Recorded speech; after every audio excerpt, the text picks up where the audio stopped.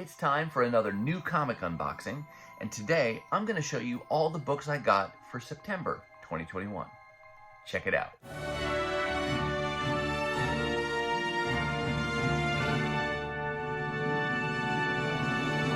Hey everyone, and welcome to my channel. My name's Chris, and this is Northgarden Comics.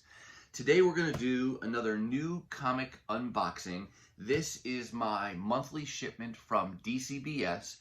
I pre-order almost all of my new comics every month from the online service Dcbs, and this shipment here represents all the books that came out in September. And the way that works is that I place the order for these books in, I guess it would have been July, and then in September, as those books come out, they collect them for me, and then at the end of the month, they make one shipment, and I get all the books at once.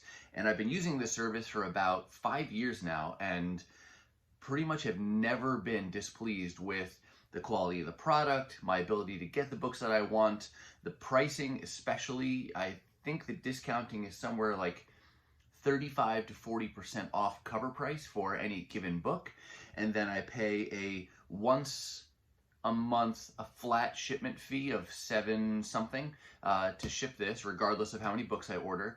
And then I also pay, I chose the option of 30 cents a book to be able to get a My Light bag and half-back backing board with each of my books. And that's just the option I chose. There's one that's more expensive and then a couple that are less expensive, but all in all, it's the cheapest way for me to get my books and never have to worry about those new things. And then I get to turn on the camera once a month and we can look at these together. So let's go ahead and get this box unboxed and we'll see what I got for the month of September.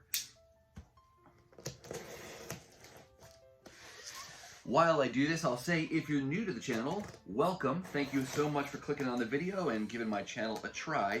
If you like comic and comic related content like new comic unboxings or back issue comic hauls or really just kind of comic book related topics, then please take just a minute, hit that subscribe button. And then for all of you as you watch, if you see something you like, go ahead and give it a thumbs up.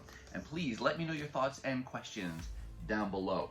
Now, like I typically like to show you, because maybe you're unfamiliar with a pre-order service like Dcbs, I do like to give you an idea of what that experience is like. And so the shipment is a significant part of that, and the quality of the books.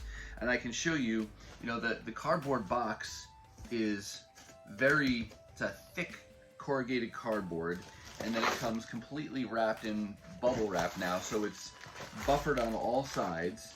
And then in the middle here is this solid package of books. And like I explained before, I pay to get my books bagged and boarded, so those are already in the bags with the boards. And then there's usually a couple extra backing boards on either side of this stack of books, and then everything is bagged together in this bag, so it's all nice and sealed, nothing's going anywhere, and it's well protected. So let me go ahead and get the packaging out of the way now.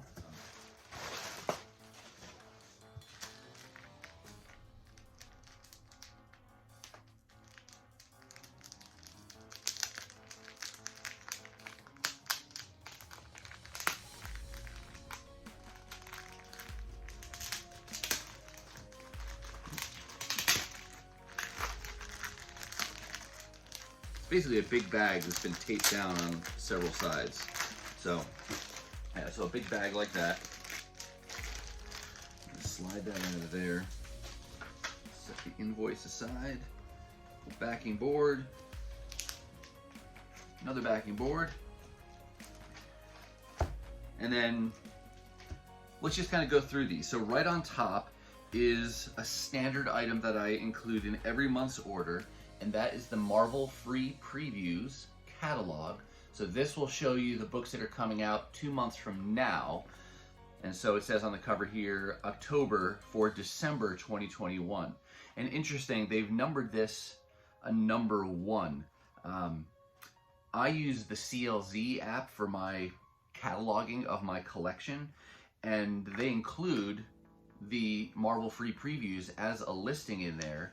And it has a volume number and issue numbers just like regular comic books do, But interestingly, they must have gone to a new volume, because now we're back to a #1 you can see in the top left corner there. And I think the last volume, I don't know how far that one got, but sometimes they get up into the 30s. But now we've got a new volume.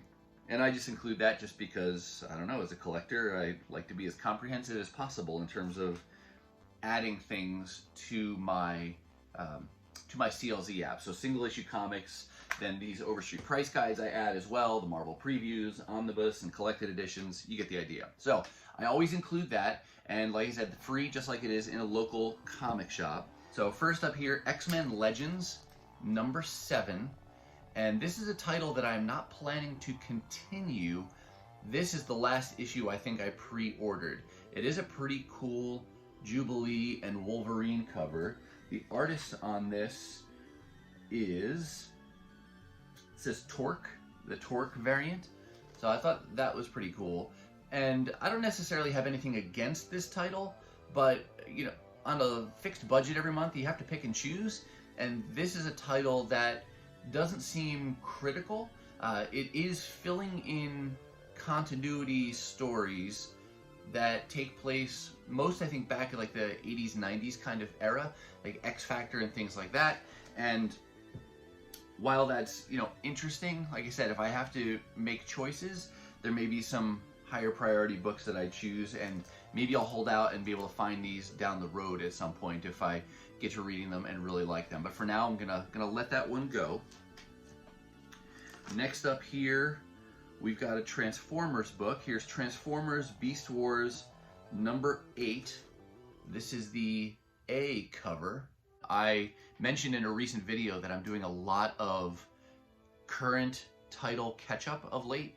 You know, there were a couple weeks where I was catching up on dozens of X-Men books to get current, and then I switched over to a bunch of, I kept caught up on Thor, Avengers, and a bunch of other things, Fantastic Four, and then I switched gears to Transformers, and over this last week, I caught up on all the main ongoing title of Transformers, and then a mini-series that was called Transformers Escape, and some other things. So now I'm shifting gears to Transformers Beast Wars, so I can be caught up on that as well. So looking forward to being able to get that one read.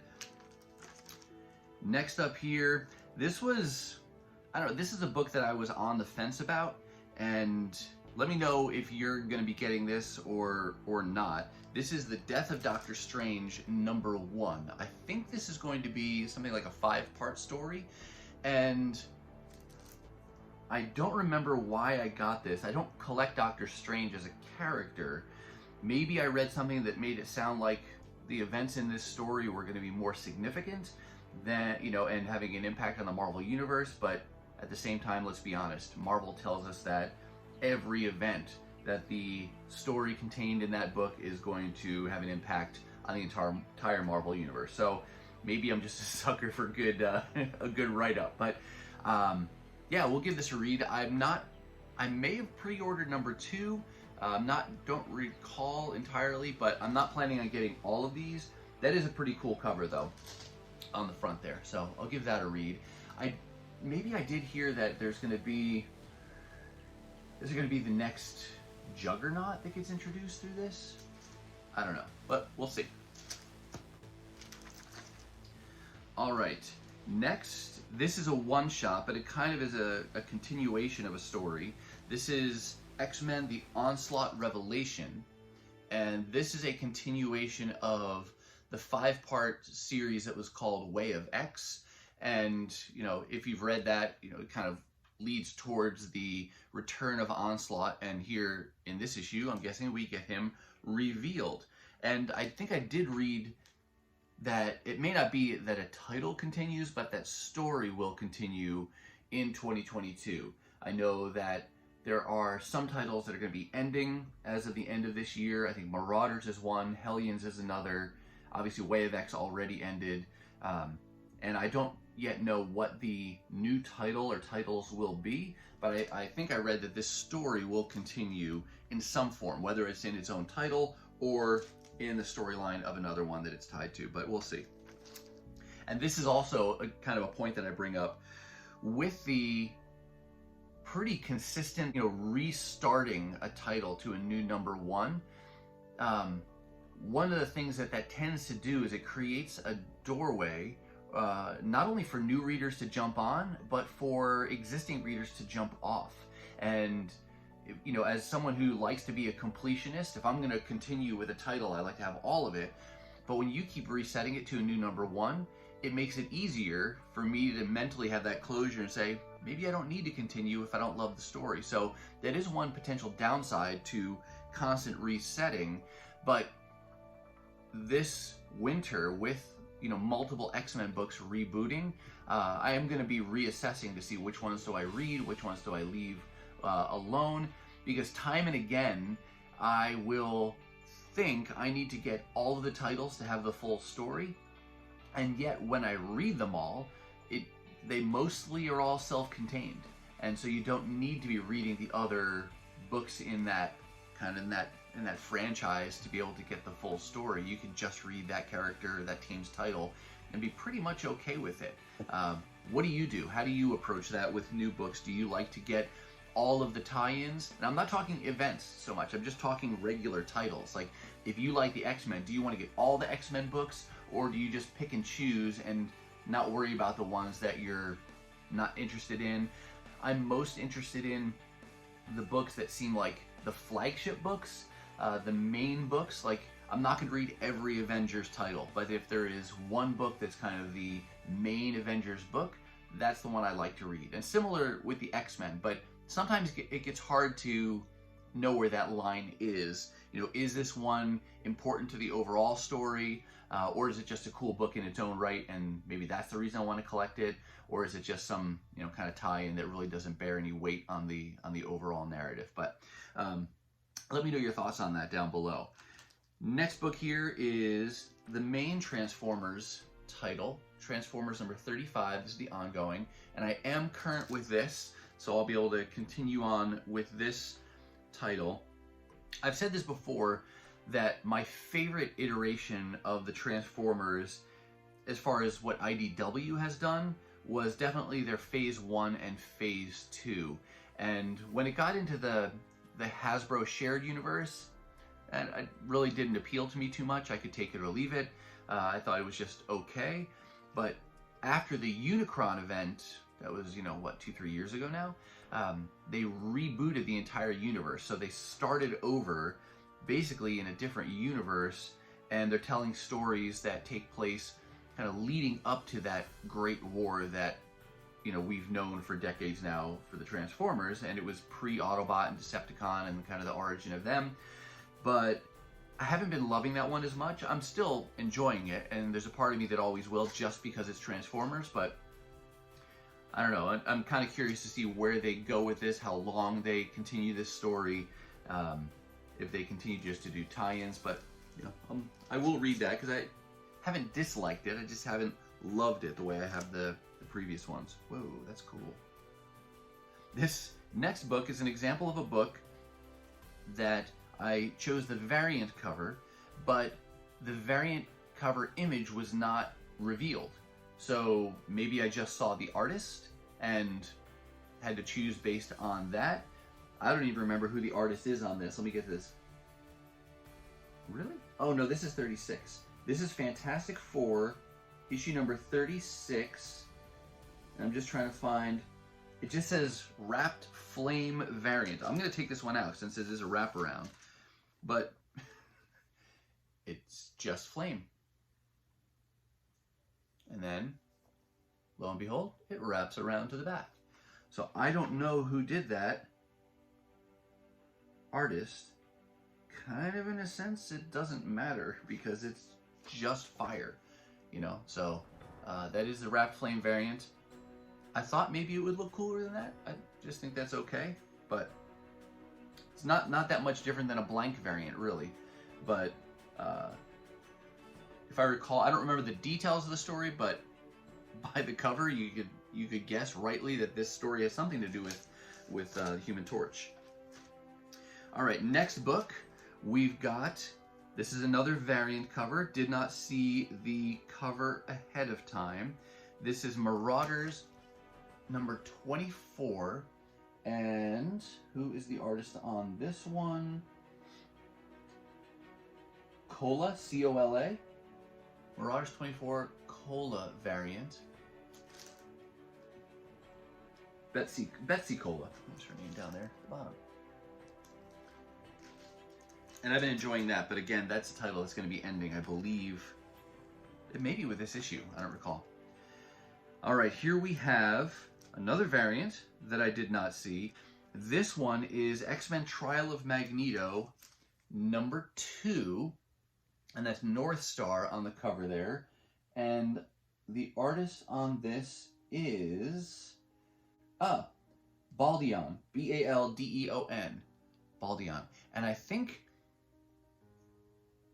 I like that artist style from work they did on Domino, I want to say, when she did like a 10-part kind of solo story not too long ago. But and okay, I do like the colors on that. North Star kind of flying. It's decent. So we're so harsh, aren't we, as fans? So quick to judge a cover like, I don't like it that much, or oh, that's really cool, when artists are spending a lot of time on all these things. So no discredit meant to any of the artists. It just may not be my style. This next book is another Fantastic Four. This is Fantastic Four 35, and this is actually, okay, this is Legacy number 680, and I think they did this one oversized for the Fantastic Four, is it their 60th anniversary? And I went with the John Romita Jr. cover, which I'll tell you again that, you know, his style, I can go either way on. Sometimes I like it, sometimes I don't. There's the cover for this. Again, just kind of, okay, that's fine. And I don't remember what the standard cover was, but it seems like something significant. It would be cool to get a variant cover. And then on the back, it's actually got, that's strange, it's almost like reversed. So the front is like a Virgin variant, but this is the back cover, which looks more like a front cover with the title and the corner box and things like that. But this is extra large and, you know, square bound even. So, and I've been liking the Fantastic Four story overall. That's the biggest reason I got this, not because I felt like, oh my gosh, it's going to be some earth-shattering issue. I just like the story, and a nice discount. That was probably like a $9.99 cover price, which is just ridiculous for a single issue comic book. I'm just trying to see here where it shows me. Yeah, that was $9.99, and I got it 40% off. So that makes it much better than paying full price, of course. But got that one largely just because it was part of the story. I would have been just fine if it was a regular $3.99 issue, though. Next up here, we've got some Thor. You know, here it says number 17 of his ongoing. That's just the main cover there. I've been liking his story too, and I did catch up on that. So I think I have issue like 16 to read. Maybe 16 starts a new story. So now I'll start leading towards this story here. It seems like years now that Thor's been having trouble with that hammer, but his troubles with the hammer continue. Next up, we've got another standard cover. This is Wolverines ongoing, number 16. I don't know if you can see that very well. Sorry for the glare. One of my favorite storylines in this title has been with the vampires, and so that's been the primary reason I've kept with this. Otherwise, I probably would have let Wolverine go and been content to, you know, follow Wolverine through the other title, the teen books that he's in. Here we've got the long-awaited non-stop Spider-Man, number 5, and I believe this is the final issue for this. And I've got the other 4 over here off to the side. Now we'll be able to read all of those. Let me know if any of you read Non-Stop Spider-Man or been reading it so far. Let me know what you think of it. I haven't read it yet. I got it. 99.9% of why I got this was because Chris Bacalo is doing the interior art. And so I've always appreciated his style on Spider-Man, so I'm looking forward to giving that a read. But let me know if you've been reading this, what you've been thinking of it. Here is a variant cover, next book. This is one which was an easy choice. Whether or not I saw the image didn't matter. I just knew I liked the artist. This is Art Germ and his variant to Inferno #1 with, of course, Mystique on the cover. And he just always does a great job of these character covers. So the styles don't vary terribly, right? It's all pretty much the same kind of style every cover you look at of his. But it is a very good style. I like that painted, a lot of realism there. So glad to have that. Mystique's a cool character. And I like the Inferno story. I'm looking forward to this. I think it's cool how they're tying it into Krakoa. I do love that event. That was the first omnibus I ever got as well, was that Inferno story, because that was like the first real multi-title crossover that I read in my early days of collecting. So there's nostalgic value to that as well. But hopefully the story will be good and live up to the hype and the name. Here we have a homage cover, not a variant, but it's an homage cover. This is Transformers Shattered Glass. This is a 5-part limited series, and this is the cover by Alex Milne, and I think all of his covers are homage covers. So what I'm going to do is lean into the magic of video, and I'm going to get the original cover that he is homaging here, and then I'll be right back and show you that original cover. Here is the original cover. So there's the homage, or the original, and there's the homage cover. He also did this on issue #1. Like I said, I think all 5, or his covers are gonna be homage covers, but I didn't show you this kind of, original and homage variant in the last video. So let me go grab those as well, and then I'll show you those. Okay, back again.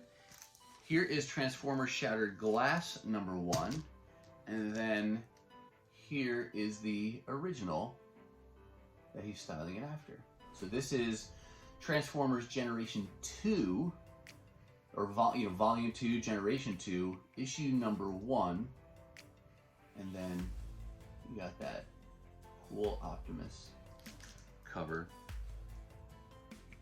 And one of the things I remember that people critique about this is the fact that those shells that are in Optimus's head look like they would have hit into his head, but then the metal that's around it show as if they're coming out. So kind of reverse what you'd expect to see. Right or wrong, Milne kept with that and kept the same kind of effect there. But so those are the 2 homage covers I've gotten so far. All right, a few more books to go. Next one here is a one-shot. This is the Transformers Halloween special, and I'm blanking right now, but that type of a cover, doesn't that homage something? Was it something in Marvel, wasn't it? It originally did a cover like that? If I can find it, I'll put it down below, but let me know if you know what cover I'm thinking of that gives that kind of torn apart, kind of split look with the personalities. Is it a Hulk cover? Or maybe the Hulk cover homage is something that was originally there? I don't remember, but there you have it. Halloween special. This is a case where I would have preferred to get the variant edition, which was done by Livio Ramondelli, but in that case, that variant was more expensive than the standard cover, and that's a time where I won't get the variant. I still want to enjoy that discounted price, so if a variant comes out and it's, a ratio variant, maybe the cover price, or maybe the sell price even on Dcbs is going to be $8.99, could be $20, could be more depending on what the ratio is, and I don't want to spend up just for a cover. So that in that case, I'll sacrifice the cover I would have preferred to have and just go with the standard cover or some other one that is got that normal discount associated with it. Then we've got Daredevil ongoing #34, cool stained glass cover there. This story is wrapping up and then is going to be followed up by an event story, which is actually shown on the cover of the previews, this Devil's Reign. And I think the idea is Mayor Fisk wants to get rid of all superheroes in New York, because most superheroes in the Marvel Universe live in New York, and I think he wants to get rid of all of them. He's not happy with just getting Daredevil out of the picture. So that's going to follow after this great run on Daredevil wraps here in just the next couple of issues. Then we've got another X-Men book here. This is X-Force, and this is one where I was collecting it and I stopped, but then I think I liked the write-up of the story that they're getting ready to tell here, and so I decided to get at least that story. And this is a variant cover for X-Force 23. The artist here, and I did not see this ahead of time, I don't think. This is, artist name is Skan, with a K, S-K-A-N. That's a pretty cool cover. I like the way Wolverine's coming in, jumping in from the top and the back there. That. And then this last book, I honestly don't remember why I got it.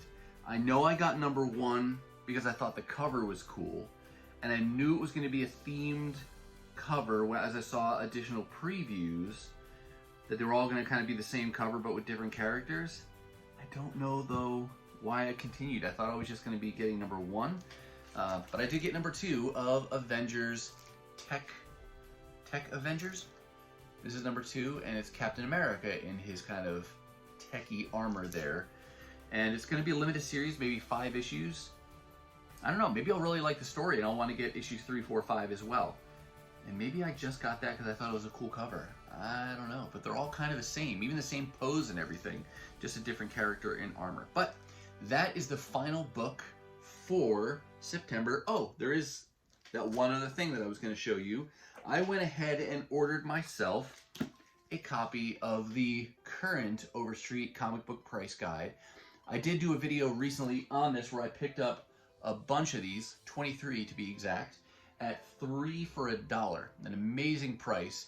And so now I have more than half of them, but I did want to get this one. I like that cover. Is that David Mack? I can't even see. Yeah, that's a David Mack cover. I think his first name's David, with Daredevil and Echo on there.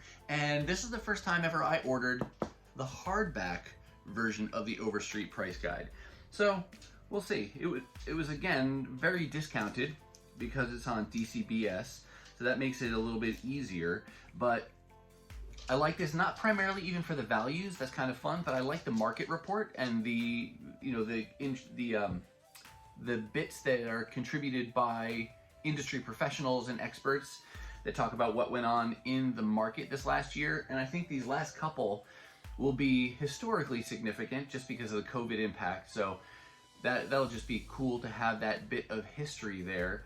And I think that'll continue now as we read about paper shortages and inability to print. All that to say, I think there'll be some good stuff in this about the market, and I think it'll be some things that'll be significant for some years to come when they look back and say, oh yeah, that era or that period of the comic book industry. So with the Overstreet price guide, that wraps up my new comic book haul for September.